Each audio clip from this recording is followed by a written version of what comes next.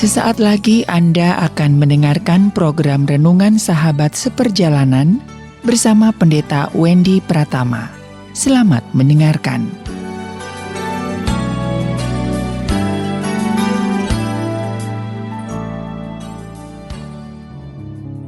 Selamat berjumpa kembali di dalam layanan audio Sahabat Seperjalanan. Hari ini adalah hari Sabtu 30 Januari 2021. Tema renungan dan saat teduh kita dengan judul Menyembuhkan Luka. Menyembuhkan luka. Firman Tuhan terambil dalam Mazmur pasal ke-37 ayat yang pertama sampai dengan ke-3a. Demikian bunyi firman Allah. Jangan marah karena orang berbuat jahat, jangan iri hati kepada orang yang berbuat curang, sebab mereka lisut seperti rumput dan layu seperti tumbuh-tumbuhan hijau. Percayalah kepada Tuhan dan lakukanlah yang baik. Mari kita berdoa. Bapa yang di dalam surga, sebuah pertanyaan, mengapa luka di dalam hidup kami tidak pernah sembuh-sembuh dan siapa sesungguhnya pelakunya? Maka biasanya kami akan menyebutkan orang-orang yang melukai hidup kami dan keadaan-keadaan yang membuat kami terluka dan luka itu tidak sembuh sampai saat sekarang. Kami mau belajar dari kebenaran firman Allah, bagaimana cara untuk menyembuhkan luka kehidupan. Di dalam nama Tuhan Yesus kami berdoa. Amin. Sahabat seperjalanan yang dikasihi Tuhan, kalau kita gagal fokus berbicara tentang luka, maka luka tidak pernah akan sembuh sampai kapanpun juga. Apa yang dimaksud dengan gagal fokus? Fokus kita umumnya orang-orang yang terluka dalam kehidupan itu adalah menyalahkan orang lain.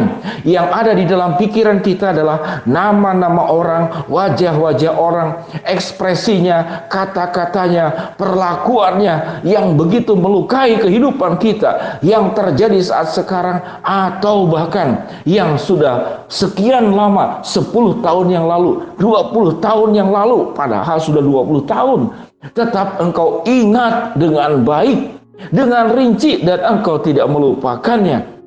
Pada saat kita fokusnya adalah kepada orang yang melukai kita, kepada keadaan yang mencederai kehidupan kita, maka saya percaya luka itu tidak pernah akan sembuh. Mengapa demikian? Karena engkau sibuk memikirkan orang lain, dan sesungguhnya yang bisa membuat engkau sembuh bukanlah orang yang menyakitimu, bukanlah keadaan yang menyakitimu, tapi dirimu sendiri yang bekerja sama dengan Tuhan, yang selalu siap untuk menyembuhkan luka-luka kehidupanmu.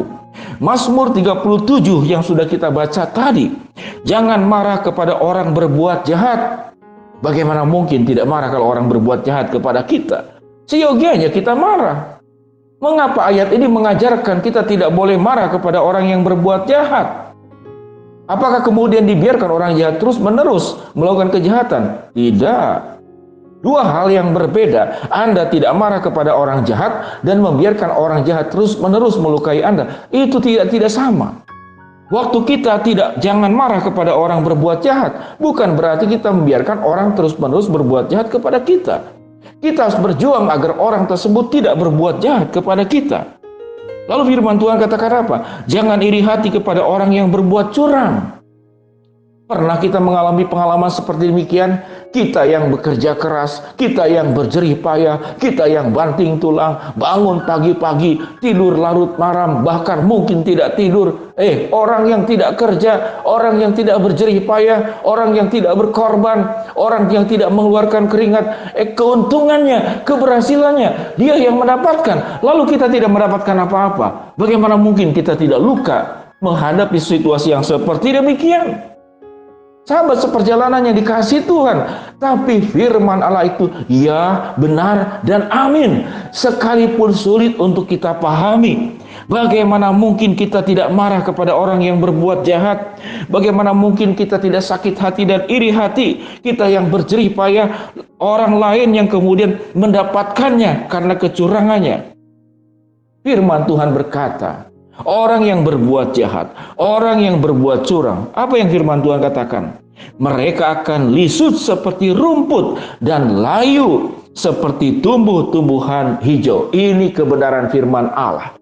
Jadi orang yang berbuat curang, orang yang berbuat jahat, sekalipun kita tidak kemudian melawan orang itu, Kita tidak membalas orang itu. Tuhan sendiri yang berkata, firman Tuhan sendiri yang bersabda. Apa yang dikatakan oleh firman Tuhan? Mereka akan lisut seperti rumput dan mereka akan layu seperti tumbuh-tumbuhan hijau. Lalu ayat yang ketiga dikatakan apa? Percayalah kepada Tuhan dan lakukanlah yang baik. Sulit dilakukan ayat ini. Bagaimana mungkin melakukan yang baik tatkala orang berbuat jahat? Bagaimana mungkin melakukan yang kita tidak berbuat curang, kita tidak iri hati kepada orang yang sudah berbuat curang kepada kita? Sesuatu yang sangat sulit. Tatkala fokus kita kepada orang, tatkala fokus kita kepada keadaan, Anda tidak pernah sembuh. Dan sewaktu orang sudah berbuat jahat, orang sudah berbuat curang, lalu kita menjadi sakit hati, luka yang menganga, luka yang tetap basah dan tidak pernah kering, maka kita menjadi pelaku utama yang melukai hidupmu sendiri. Karena orang lain tidak bisa melukai kita kalau kita tidak izinkan. Orang lain tidak akan bisa menyakitimu kalau kita tidak izinkan. Yang membuat engkau sakit, yang membuat engkau luka adalah dirimu sendiri. Apakah engkau mengizinkan luka itu ada di dalam dirimu, atau luka itu tidak ada di dalam dirimu, yaitu dirimu sendiri.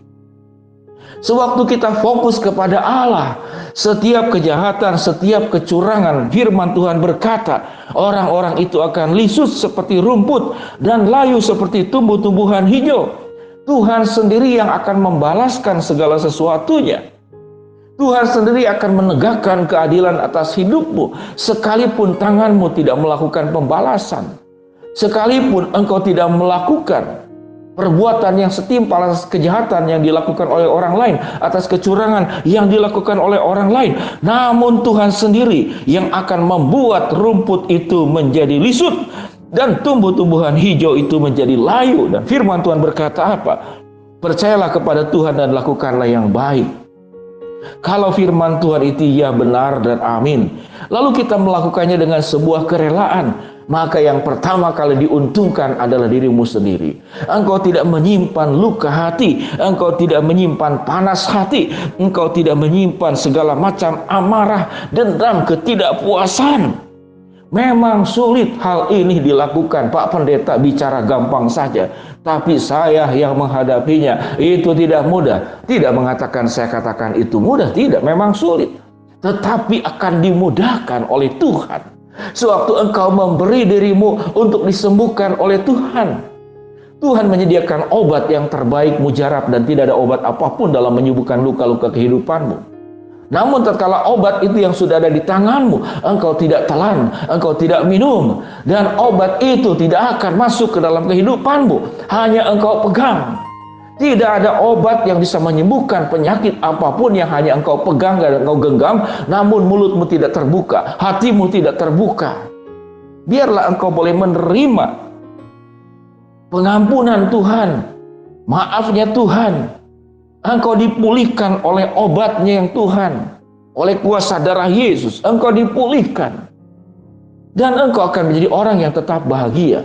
Lalu bagaimana dengan orang yang berbuat jahat dan berbuat curang? Bukankah firman Tuhan yang berkata, tidak perlu tanganmu yang melakukan, engkau boleh melaporkan ke polisi. Engkau juga boleh melaporkan kepada orang-orang yang terkait. Namun tangan Tuhan lebih hebat untuk menegakkan sebuah keadilan atas kejahatan dan kecurangan yang dilakukan mungkin oleh orang tuamu, mungkin oleh suamimu, mungkin oleh istrimu, mungkin oleh mertuamu, mungkin oleh anakmu, mungkin oleh bosmu, mungkin juga oleh sahabatmu atau oleh orang lain. Tuhan yang akan membuat orang-orang tersebut lisut, rumput yang lisut, dan kemudian tumbuh-tumbuhan yang layu. Firman Tuhan berkata, percayalah kepada Tuhan dan lakukanlah yang baik. Tuhan akan menyembuhkan seluruh luka kehidupanmu secara sempurna. Mari kita berdoa. Bapa yang di dalam sorga, hamba-Mu berdoa buat sahabat seperjalanan yang sedang sakit di rumah sakit maupun di rumah. Tuhan jamah, Tuhan sembuhkan. Buat sahabat seperjalanan yang sedang menghadapi tantangan, kesulitan, rintangan, masalah, problem dalam kehidupan ini, Tuhan yang membukakan jalan. Buat sahabat seperjalanan yang sedang berdoa, memohon, berharap, meminta sesuatu kepada Tuhan, Tuhan akan mengabulkan sesuai dengan waktu, rencana, dan kehendak-Mu. Jadikan kami semua sahabat seperjalanan untuk sembuh dari luka-luka kehidupan-Mu, karena Tuhanlah yang menegakkan keadilan, dan kami sendiri yang bisa menyembuhkan, bekerja sama dengan Tuhan untuk menyelesaikan seluruh luka kehidupan kami. Di dalam nama Tuhan Yesus kami berdoa. Amin. Shalom sahabat seperjalanan. Happy weekend 30 Januari 2021. Tuhan memberkatimu. Jadilah orang-orang yang sehat, terbebas daripada sakit-sakit luka kehidupan. Shalom.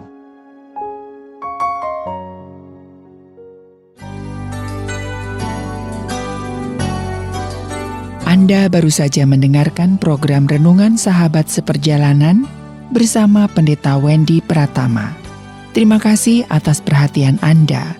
Tuhan Yesus memberkati.